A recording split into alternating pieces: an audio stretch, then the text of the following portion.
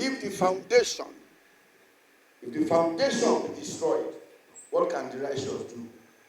The foundation of every democracy is the election or the electoral process.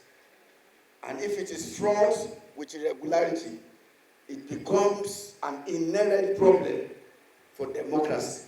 And that is why we are here today, to see to how to further defend, or in the case of protect Nigerian democracy from threats and manipulations. And that is the point we are making here. And that is why this is a very sound initiative for citizens to rise in defense of democracy. Otherwise, they will go to extinction. They will go to an annihilation when they lose their voices. It is so we are creating a platform as labor and civil society front and as COPEN here for people's voice to be heard, to take back their power, to be in perpetual control of their sovereignty and their power. And we cannot keep quiet in the face of oppression and tyranny. It means the man dies in us. That's what they show you that. So great Nigerian people, mine is to challenge you and to arouse your passion for your right to life. You must live. They must allow you to live. The fact that you give power to certain people to run your life through your constitution does not mean that you must die. What we have done in essence in election is to say, look, we all cannot have time to be running our collective affair. We want to choose A, B, C, D, 19 people to help us focus full-time on that. We will pay them through our taxes and through our collective wealth. That's what we have done. And that should not become our debt. It's not a crime to do that. People today, amass the power of the people, circumvent that power, and then begin to live large. You see the kind of opulence you see in government. You see the convoy. You see the kind of threat people are one government arm against the other. That if you judiciary, who is supposed to be the highest, in terms of arbitration in people's life or matters, if you overturn my election, there will be chaos. That's a threat. You don't threaten the judiciary. That's an assault on democracy. That's an assault on the power of the people, the sovereign power of the people who have elected to go by democracy. In what you call constitutional democracy. What we run in Nigeria, first and foremost, is constitutional democracy. That is a democracy guided by a constitution approved by the Nigerian people. But the foundation is faulty. And we have, in the last 30 years, some of us has advocated that we must do something about the constitutional foundation of Nigeria. It is faulty.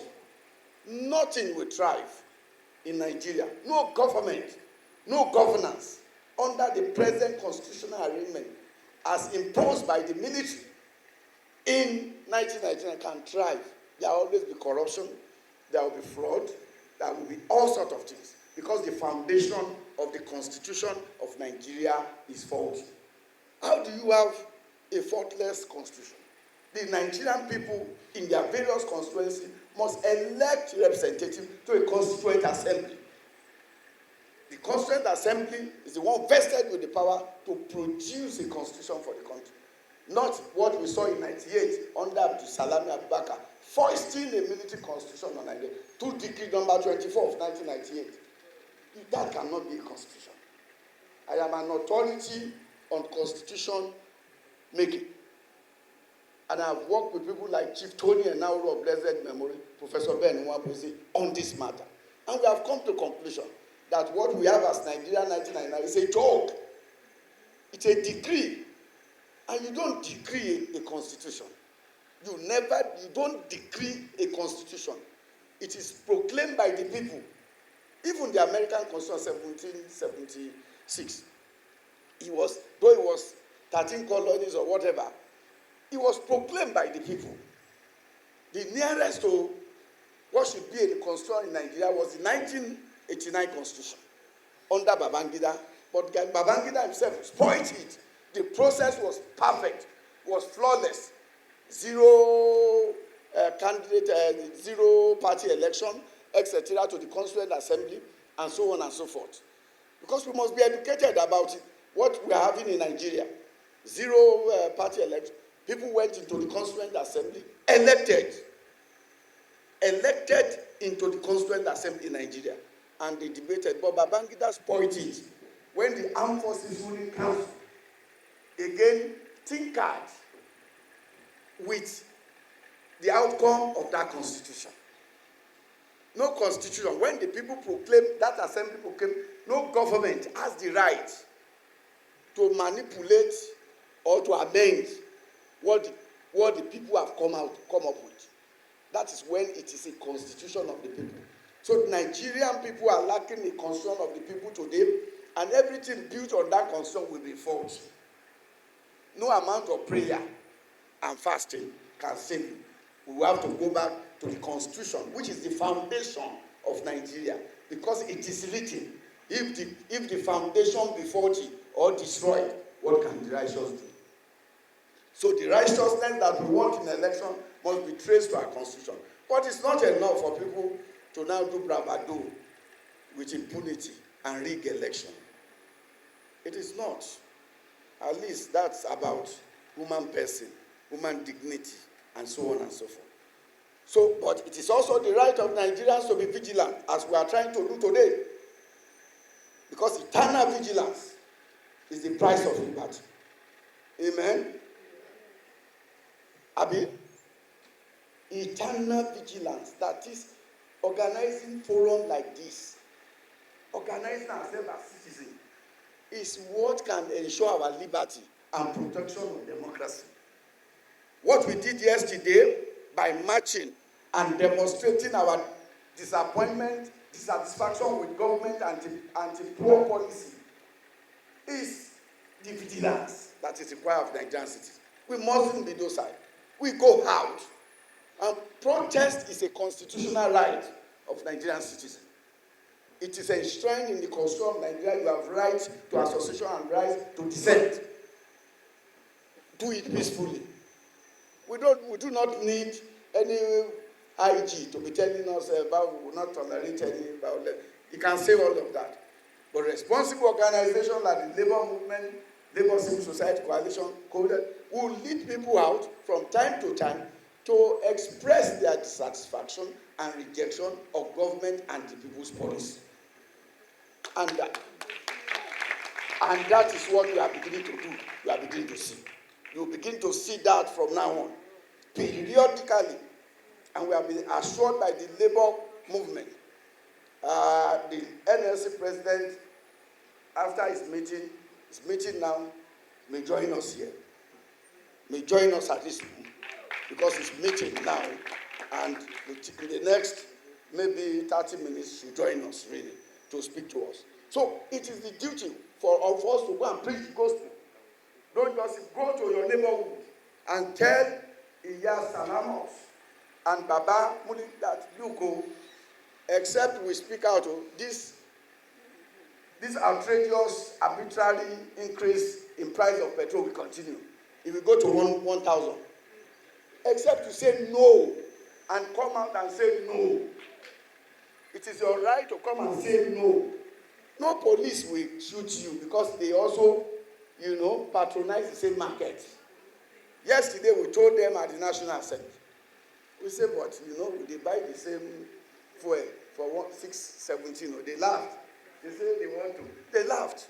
So this is the duty of this organization and this coalition and this alliance. It's an alliance. We must charge our community. We must go to our locality. We must do what is right so that we can ensure our welfare. We are not doing this for any other purpose, but for ourselves. If you know you don't want to be hungry, you must be ready to stand. You must be ready to rise if you don't want to be hungry. Otherwise, we are being pushed to penury by those who wallow in our own wealth. They use about 200 cars as convoy. They don't feel it. They don't feel the pain. How could anybody come and tell us that I feel your pain? When he has 200, he's not paying fuel, anything. Everything is paid by state resources. And say, I feel your pain. Yes, it's mocking us. I feel, which pain? Me, I used for the 2 days. I looked up, I said, now so this thing will go. The fuel that I buy at 15,000, full tank, now about 60,000, and I use it for 1 day or 2 days. How do I sustain that? It means I must join those who want to say no to oppression, no to tyranny. I must be there. I must be there, and that is what we stand for. I expect organizers henceforth must do outreach, must mobilize effectively. We must do outreach and mobilize effectively. You don't need to pay people to attend programs like this because it's in their interest. Except those who want to die.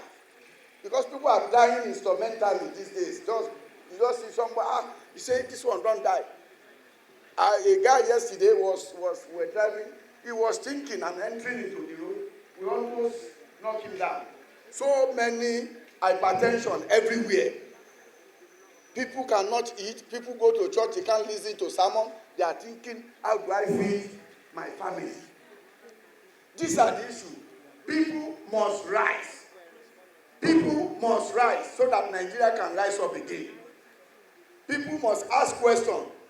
People must, on social media, write, but come out to demonstrate. It is constitutional right. Any police court dealing with protesters has violated the Constitution of Nigeria, an African Charter of Human Rights. It's a violation and can be sued. The police institution can be taken to court for violating your right. It is your right, and it is constitutionally enshrined. So don't let anybody intimidate you. Well, the struggle started yesterday. It will continue. Take it from me. I'm speaking for the Labour and Civil Society Coalition. Until government revert back to status quo ante, or deal with what you call compressed natural gas. And again, the judiciary does what is right. Because Nigerians are looking at the judiciary to see that if they will be above board. And Nigerians are praying. They are praying for them. They are watching. They are vigilant. We don't want this country to go into chaos for a military intervention. We don't want this country. Tell them that we don't want Nigeria to go into chaos, sudden chaos, over the matter at the tribunal or at the court. Therefore, the judiciary must save the country. They must do what is right now and make sure that the people are happy with them. All eyes are on the judiciary, and all eyes are also on the government on these policies that are being shown out as if it is vengeful against the people. I don't know whether it's a vengeance. Suddenly you throw up more than 200% increase in fuel price, and you say you feel the pain, and you are not buying a pint of petrol or a liter. You don't pay. Everything you do is paid for by state resources. And then you say you feel you can never feel my pain. So the protest is ongoing, and it will be ongoing until the right thing is done. You are free in your community to gather 10 people, carry your placards, call media there, they will take it. Call 20 people in your corner, they will take it. In your state, you are free. That is the directive we have given to the labor and civil society front. Sporadically, as they deem fit, the rise It doesn't have to be uniform like yesterday. The right to express their demand, their request of government. That is when citizens are demonstrating the power, that the power of governance and government belongs to them. Nobody is in government by itself. It relies on the vote of the people to be in government. Therefore, you must do what the people want. If you are not doing what the people want, it logically means that you have not been elected by the people. That is the sound logic. The sound logic, if you are not doing, if you are in government and not doing the wish and aspiration and yearnings of the people, it then means clearly you have not been voted for. Then you are by yourself, wangle yourself into power, and then you want to say, well, they do not matter. In any case, I bought my way into it. I bought my way. And that is what we are saying about prepender politics. It must change. Big man rule. We have the concept of big man. Anybody in Nigeria who becomes a councillor becomes an automatic rich person. Just councillor. Begin to build us, buy houses in Abuja. Just councillor. Somebody who was a organizer will make you councillor, and you turn to a big man, rich immediately. What kind of government or governance structure is that? We must change that. That is why some of our leaders, Chief Enaoro of blessed memory, Professor Mwabweze, Professor Wole, have said the parliamentary system through the Pronaco Constitution is the best for Nigeria. Parliamentary system of government.